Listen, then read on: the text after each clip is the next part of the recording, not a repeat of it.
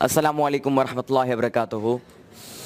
बहुत बहुत शुक्रिया आप सब लोगों का और एनसीएस यूनिवर्सिटी की मैनेजमेंट का कि आप लोगों ने मुझे यहाँ पे इनवाइट किया और बोलने का एक मौका दिया।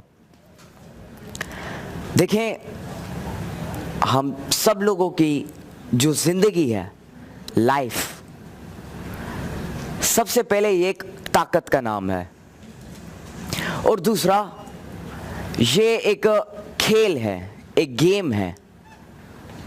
और इस खेल के दरमियान पैदा होना और मरना हमारे कंट्रोल में नहीं है, लेकिन इस पैदा होने में और मरने के दरमियान में जो रास्ता है, जो प्रोसेस है और जो टाइम है, ये सारी चीज़ें, ये कैलकुलेशन, ये हमारे कंट्रोल में है। और ये खेल जो कि एक ज़िंदगी है, ये हमसे बार बार सवालात पूछती जाती है। It ask questions again and again. किस चीज़ के हवाले से? नाकामी के हवाले से, कामयाबी के हवाले से, कुछ नया करने के हवाले से, अपने मुआशरे को तब्दील करने के हवाले से, school life, college life, university life, इन सारी चीज़ों के हवाले से ये हमसे बार बार सवाल पूछती जाती है। और इस खेल के अंदर हम वाहिद एक प्लेयर हैं और हमने इस खेल में जो जवाबात हैं वो अपने तरीके से खुद डिलीवर करने पड़ते हैं, खुद उन जवाबात को देना पड़ता है।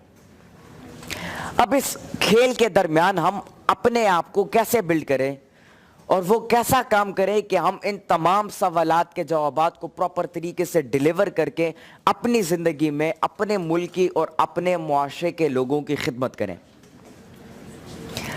देखिए, अपनी इस ज़िंदगी को बेहतर बनाने के लिए कुछ ऐसी चीज़ें हैं जिनको सीखना, कुछ ऐसी चीज़ें हैं जिनको कंट्रोल करना, कुछ ऐसी चीज़ें हैं जिनको इम्प्लीमेंट करके आगे बढ़ना बहुत ज़्यादा ज़रूरी है। हमारी ज़िंदगी में सबसे पहला काम जो कि हमारी एक जिम्मेदारी है, that is to select a dream in our life. If you do not have a vision in your life, if you do not have a dream in your life, और उस मकसद से आपके मुल्क को और आपके मुआशरे को कोई फ़ायदा नहीं है, फिर आपकी ज़िंदगी का, आपके यहाँ पर रहने का कोई फ़ायदा नहीं है। So in order to make your life बेहतर लोगों के लिए, better for the others, for the society and for your family and for your country fellowman, उसके लिए आपने इन चीज़ों को एक्टिव करना और इम्प्लीमेंट करना पड़ेगा। सबसे पहली बात, that select a dream in your life. देखिए, जिंदगी में एक मकसद को सेलेक्ट करना और फिर उसी मकसद को लेकर आगे बढ़ना and strive to achieve those goals, this is really important. तो अपनी जिंदगी में अपने लिए एक मकसद सेलेक्ट करो और फिर उस मकसद तक पहुंचने के लिए मेहनत करो। अर्नोल्ड का नाम सुना आपने, आप लोगों ने? बहुत मशहूर एक्टर है। उन्होंने उनके जो वालिद साहब थे बचपन में वो भी फौत हो गए थे और उसने 16 साल की उम्र में ये फैसला लिया that I will become mister universe. और 20 साल की उम्र में 4 साल शदीद मेहनत के बाद, 4 साल मुसलसल मेहनत करने के बाद वो 20 साल की उम्र में मिस्टर यूनिवर्स बन गया।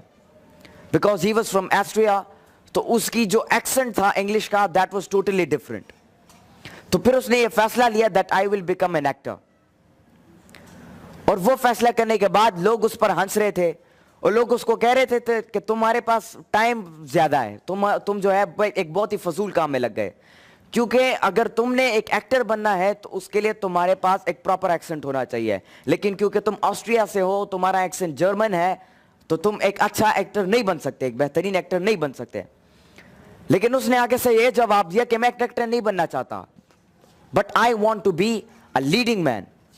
सिर्फ एक्टर नहीं बल्कि तमाम एक्टर्स में सबसे बेहतरीन एक्टर बनना चाहता हूं। ठीक है, तो एक्टर्स में वो सबसे बेहतरीन एक्टर बनना चाहता था। लोगों ने उसे डीमोटिवेट किया, लोगों ने उसको डिविएट किया उसके मकसद से, लोगों ने उसको छेड़ा, लोग उसको तंग करते थे कि आपका एक्सेंट ठीक नहीं है, आपका तलफ़ुज़ ठीक नहीं है, आप कैसे एक्टर बनोगे। उसने एक्सेंट की क्लासेस ज्वाइन कर ली, उसने इंग्लिश लैंग्वेज की क्लासेस ज्वाइन कर ली, बल्कि वो एक्टर भी नहीं था, उसने एक्टिंग की क्लासेस भी ज्वाइन कर ली and he became the best actor in the world. उसी तरह जैकमा दूसरी एग्जांपल है हमारे पास। जैकमा के जो माँ बाप थे वो ये चाहते थे कि जैक मा एक लॉ की डिग्री हासिल करके एलएलबी करके एक लॉयर बन सके। इसी तरह हमारे मुआशरे में भी होता है। हमारी जिंदगी का मकसद चेंज होता है, हम कुछ और करना चाहते हैं, लेकिन पीछे से हमें यह फोर्स किया जाता है कि आपने अपनी जिंदगी में कुछ और करना होगा। तो इसी तरह जैक मा की एग्जाम्पल भी थी। उसका शौक, उसका इंटरेस्ट कंप्यूटर में था। उसका शौक था कुछ नया करने का, कंप्यूटर की जबान में, कंप्यूटर की दुनिया में, इंटरनेट की दुनिया में, नेटवर्क्स की दुनिया में कुछ नया इन्वेंट करने का। लेकिन उसके पीछे जो फोर्स थी वो उसको ये बता रही थी कि आपने एक लॉयर बनना है। उसकी जिंदगी में बहुत ज्यादा फेलियर्स आए। 10 दफा उसने अप्लाई किया हार्वर्ड यूनिवर्सिटी के लिए, 10 दफा रिजेक्ट हुआ। एक दफा उसके जो गांव था उसमें एक कंपटीशन हुआ कि जिसमें उन्होंने पुलिस को सेलेक्ट करना था, मतलब एक ट्रेनिंग सेशन हुआ पुलिस के लिए। तो उसमें से 30 बंदों ने हिस्सा लिया उस कंपटीशन में। जैक मा भी उनमें से एक था। 29 बंदे उस कंपटीशन में, उस ट्रेनिंग सेशन में आगे बढ़ गए, एक बंदा रह गया था और वो था जैक मा। उसने बहुत ज्यादा फेलियर्स फेस किए अपनी जिंदगी में। उसने फिर एक दफा अपने दोस्त के साथ बैठकर उसके जहन में एक आइडिया बनाया और उसने एक कंपनी बनाई अली बाबा के नाम से, alibaba.com। शुरुआत के 5 साल बहुत ज्यादा मुश्किल थे उसके लिए, फाइनेंशियल क्राइसिस भी थे। 5 साल तक $1 की रेवेन्यू भी उस बंदे ने अपनी कंपनी से हासिल नहीं की। 5 साल तक $1 की रेवेन्यू भी उसने हासिल नहीं की। लेकिन उसने हार नहीं मानी। वो अपने मकसद को लेकर आगे बढ़ता रहा, मेहनत करता रहा और आज अली पे, alibaba.com, उसकी वेबसाइट्स हैं, उसकी ग्रुप्स हैं, उसकी कंपनीज हैं और पूरी दुनिया में अमेज़न के बाद सबसे बड़ा एक ऑनलाइन शॉपिंग साइट बन गई उसकी कंपनी। इतना बड़ा नाम उसने अपनी जिंदगी में कमाया। और इसी ढेर सारी एग्जांपल्स हमें अपनी प्रैक्टिकल लाइफ में मिलती है। देखिए, फेलियर जो है ये हर इंसान की जिंदगी में आती है और हर एक इंसान को फेलियर जो है वो फेस करना पड़ता है। It is a challenge for all of us.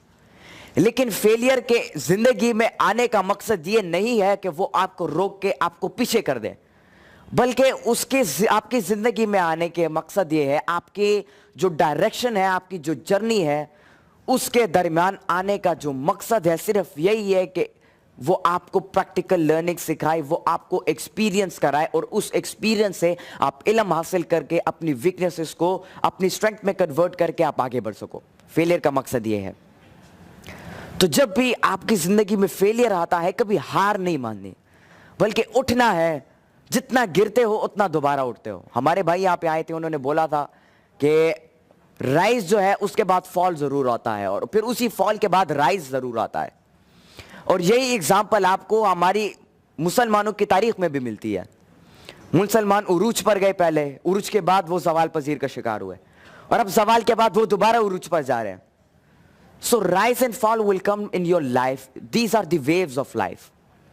इस तरह साउंड की वेव्स हम पढ़ते हैं ना कि साउंड की वेव्स होती है, फिर उनको कंट्रोल किया जाता है। तो इसी तरह हमारी जिंदगी की भी वेव्स हैं और वो वेव्स है ऊपर जाना और वापस नीचे आना, फिर ऊपर जाना फिर वापस नीचे आना। जितनी मेहनत आप करोगे, जितनी कुर्बानियां आप दोगे, जितना काम आप ज्यादा करोगे, उतनी ही आपकी फ्रीक्वेंसी बिल्ड होगी, उतनी ही नेचर उतनी बड़ी कामयाबी आपको देगी।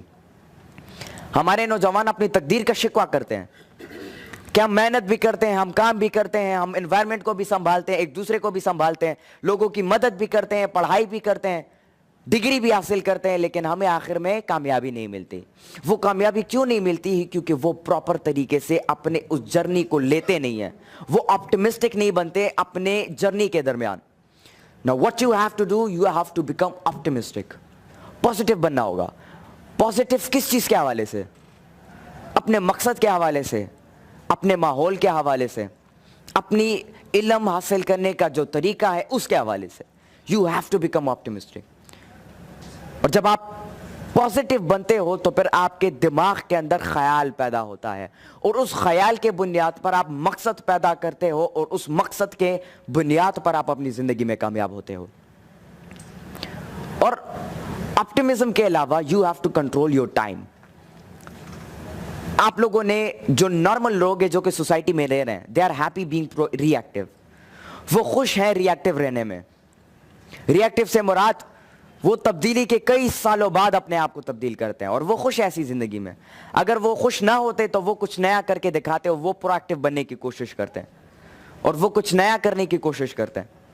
सो you have to become different from the people in your society, in your environment. आपने मुख्तलिफ करना होगा अपनी जिंदगी में, और जब आप अपनी जिंदगी में कुछ मुख्तलिफ करोगे तो फिर बहुत सारी ऐसी चीजें होंगी जो कि आपको छेड़ेंगी, आपको अपने रास्ते से डिविएट करने की कोशिश करेंगे। हम कहते हैं ना, हम जब छोटे होते हैं हम कहते हैं कि मैं बड़ा होके कुछ नया करने की कोशिश करूंगा, मैं बड़ा होके I will do something creative, I will do something new for my society, I will do something for my country. हमारे फिर जो कजिन्स होते हैं या हमारे चाचा होते हैं या कुछ लोग होते हैं ऐसी फैमिली में, वो आके कहते हैं दी शक्ल तो खुद ही उगोरा, दी शक्ल माने तो डिफरेंट चीज़ों के कार के पल्पा सोसाइटी के, मतलब बहुत सारी ऐसी चीज़ें होती हैं जो कि डीमोटिवेट करती हैं, हमें अपने रास्ते से गिराने की कोशिश करती हैं। हम कुछ डिफरेंट करना चाहते हैं, हम कुछ क्रिएटिव करना चाहते हैं, चीज़ें आती हैं, लोग आते हैं, हमें कहते हैं दैट कि तुम नहीं कर सकते, तुम्हें कुछ और बनना चाहिए, और उसी चीज़ को हम अपने जहन में बिठा के हम हार मान जाते हैं और हम उसी चीज़ को अपना मकसद बना के आगे बढ़ते रहते हैं, इसलिए हम कामयाब नहीं होते। कभी भी अपनी ज़िंदगी में शिकवा ना करना, अपने तकदीर का, अपनी जो रिसोर्सेज हैं, इन चीज़ों का कभी शिकवा ना करना, बल्कि जो वसाइल आपके पास हैं उसको उठाओ, उसको इस्तेमाल करना शुरू करो और आगे बढ़ो अपनी ज़िंदगी में। I was talking about time. So जो वक़्त है आप लोगों के पास, उसको कंट्रोल करने की कोशिश करो और उस वक़्त को पॉजिटिवली यूटिलाइज करके अपनी ज़िंदगी में आगे बढ़ने की कोशिश करो।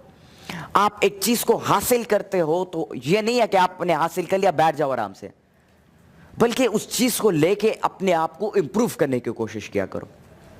वक़्त जो है एक दफ़ा गुजर जाएगा, वो दोबारा कभी नहीं आएगा।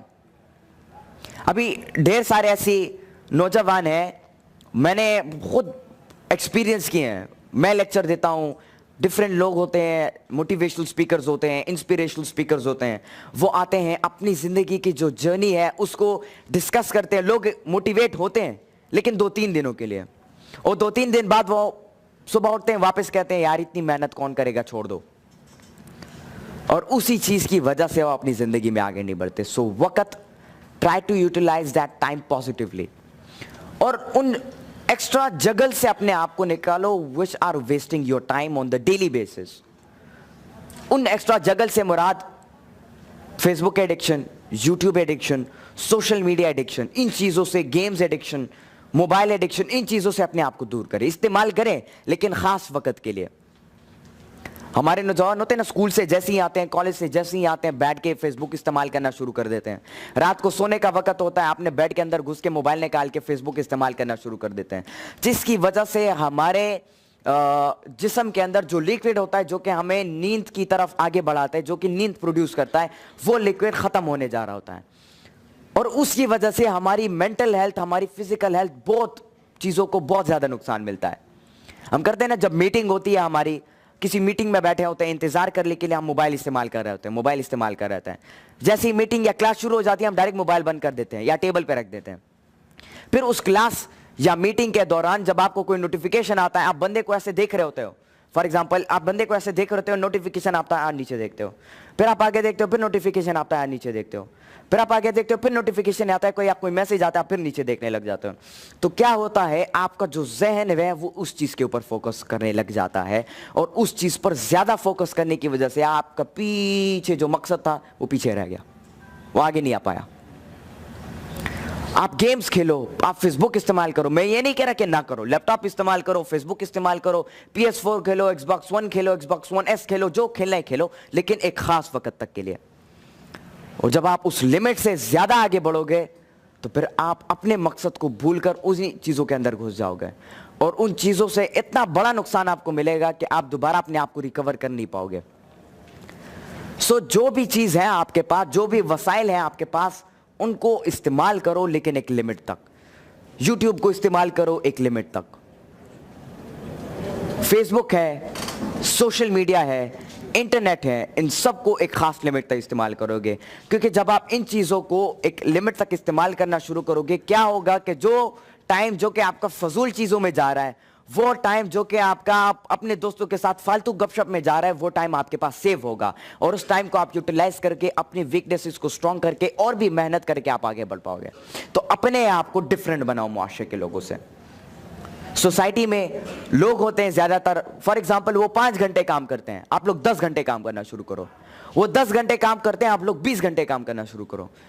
क्योंकि जब तक आप एक चीज को, वो चीज जो कि नॉर्मल सारे लोग कर रहे हैं, उस चीज से हटकर कोई चीज नहीं करोगे, तब तक आप आगे नहीं बढ़ पाओगे। आप डॉक्टर बन रहे हो, लाखों बच्चे डॉक्टर बन रहे हैं।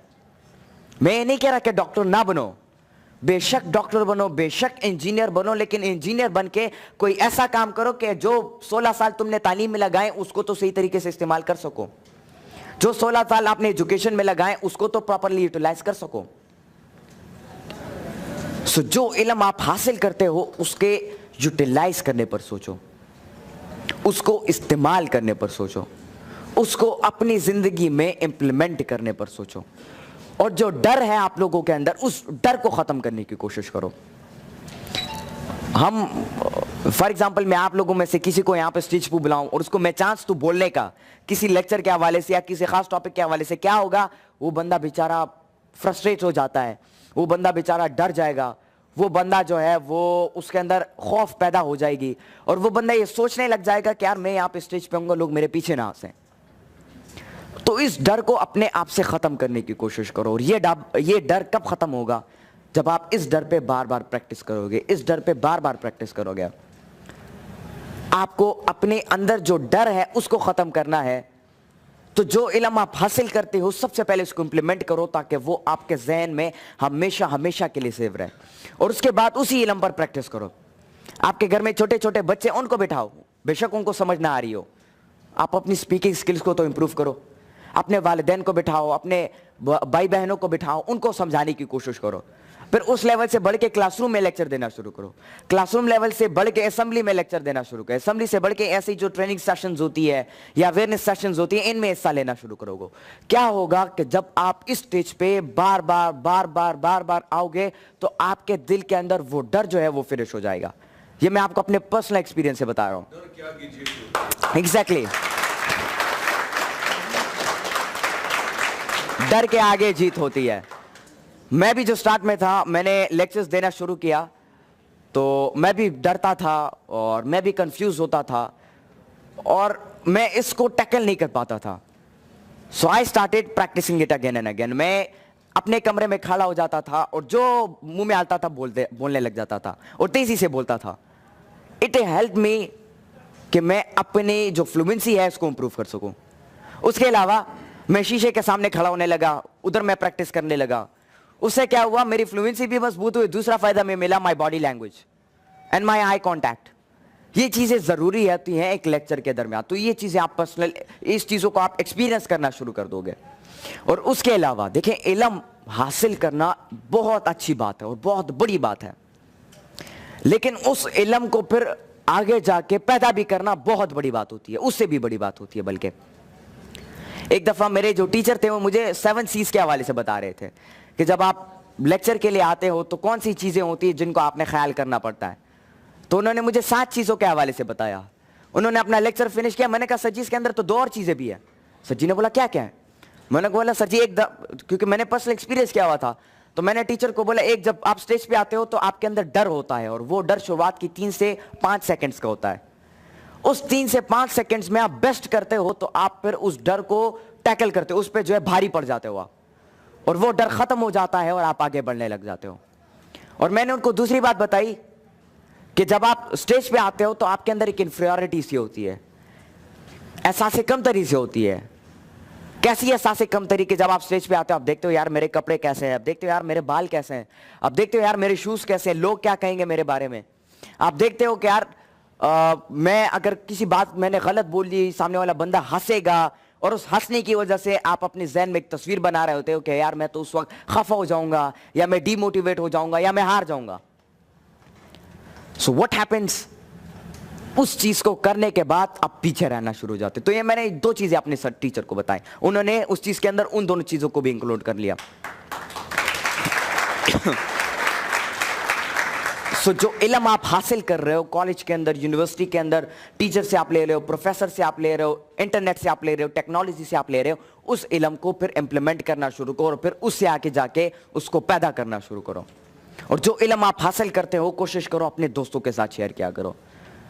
अपने आप को सिर्फ सपोर्ट ना करो, कभी भी अपने जहन में यह बात ना पैदा करना कि मैंने अपने लिए काम करना है, बल्कि हमेशा जब भी आप अपना मकसद सेलेक्ट करते हो देखना कि मैं इसमें अपने कौम की खिदमत कर सकता हूं कि नहीं। और जब भी आप अपने मकसद को सेलेक्ट करते हो देखना कि इसमें मैं अपनी फैमिली और अपनी सोसाइटी की खिदमत कर सकता हूं कि नहीं। आप आगे तो बढ़ो अपने साथ, अपने मकसद को तो आगे बढ़ाओ, लेकिन अपने साथ जो इर्द गिर्द के दोस्त हैं आपके, जो इर्द गिर्द के लोग हैं आपके, उनको भी मजबूती से पकड़ के आप उनको भी आगे साथ अपने ले जाओ। क्या होगा कि ना सिर्फ आपकी तकदीर होगी बदलेगी, बल्कि आपके साथ हजारों बच्चों की, हजारों लोगों की तकदीर बदलेगी। So try to ignite others. और जिस तरह मैंने इल्म के हवाले से बात की, so there are some international learning protocols which you have to follow and which you have to build in yourself. अपने जहन के अंदर, अपने दिमाग के अंदर एक पौधा बनाओ। किस चीज का पौधा? लोगों को फायदा देने का पौधा। किस चीज का पौधा? पॉजिटिव बनने का पौधा। किस चीज का पौधा? कि वो पौधा बड़ा होके लोगों की खिदमत करे और वो पौधा बड़ा होके और लोगों को तालीम दे और लोगों को सिखाए। सिखाने से मुराद ये नहीं है कि आप मार्कर और पेन लेके व्हाइट बोर्ड के पास खड़े हो जाओ और आप वहां पे बताओ कि 2+2=4, ये चीज नहीं, बल्कि जो चीज आप सीख रहे हो उसको आप खुद अपनी पर्सनैलिटी में इंक्लूड करो। और जब आप एक चीज को अपनी पर्सनालिटी में इंक्लूड करते हो, फॉर एग्जांपल एथिक्स का लेसन आपने लिया, तो उन एथिक्स को, उस थॉट्स और बिहेवियर की कॉम्बिनेशन को जब आप अपने अंदर बिल्ड करते हो तो क्या होता है, सामने वाला बंदा आपको देखता है, आपकी इखलाकियात को देखता है, जज करता है, इंस्पायर होता है और कहता है कि मैंने भी इस बंदे की तरह बनना है, और वो आपको फॉलो करने लग जाता है। और क्या होता है कि because you are optimistic, because you are positive, तो आपकी वजह से वो बंदा भी पॉजिटिव बन जाता है, वो बंदा भी इंस्पायर हो जाता है। इस तरीके से आप लोगों को अपने साथ इग्नाइट कर सकते हो। याद रखें कि एक बहुत बड़ी चेंज कहां पर आती है? एक बहुत बड़ी चेंज सबसे पहले आपके अंदर आती है। आप अपने आप को तब्दील ना करो, आप जितनी भी कोशिश करो आप किसी को तब्दील नहीं कर सकते। So try to change yourself before. किसी को समझाने से पहले, किसी को बताने से पहले अपने आप को देखो कि आपके अंदर कौन सी वीकनेसेस है, और फिर उन वीकनेसेस को अपनी जो स्ट्रेंथ है उसमें कन्वर्ट करने की कोशिश करो। और जब आप उनको अपनी स्ट्रेंथ में कन्वर्ट करोगे, आपके यहां पे आपके शोल्डर पे इजाफी स्टार्स बनेंगे, और उन इजाफी स्टार्स की वजह से आप लोगों के लिए, मुआशरे के लोगों के लिए इंस्पिरेशन बन जाओगे, और उस इंस्पिरेशन के बाद लोगों की तकदीरें बदलना शुरू हो जाएंगी। एंड एट लास्ट मैं आप लोगों को ये पैगाम देना चाहता हूं that never ever depend on someone. कभी भी किसी के ऊपर डिपेंड ना करना। तम और तुंगा पख्तों के वायु। कभी भी ये ना सोचना कि यार मैं इंतजार कर रहा हूं, कोई आएगा, वो मुझे लेक्चर देगा, वो मुझे इंस्पायर करेगा, तब जाके मैं तब्दील होऊंगा, तब जाके मैं लेक्चर लूँ, तब जाके मैं जो है इंस्पायर होऊंगा, और तब जाके मैं इल्म की तरफ आगे बढ़ के मैं कुछ हासिल करूंगा अपनी ज़िंदगी में। कभी ये ना सोचना। कभी ये ना सोचना कि मैं वक्त का इंतज़ार कर रहा हूँ, किसी ख़ास अपॉर्चुनिटी का इंतज़ार कर रहा हूँ कि वो आएगी मुझे और मुझे अपने साथ जो है आगे लेकर चली जाएगी। कभी इन चीज़ों के ऊपर ना सोचना, और हमेशा अपने आप को तब्दील करने के बारे में सोचना, और जो वसाइल आपके पास हैं उन वसाइल को इस्तेमाल करने की बारे में जो सोचना। इकबाल यहाँ पे फरमाते हैं कि नहीं मेरी नज़र कूफा व बगदाद, करेंगे अहले नज़र ताज़ा बस्ती आबाद। वमा अलैना इल्लल बलागुल मुबीन। बहुत बहुत शुक्रिया। अस्सलामु अलैकुम।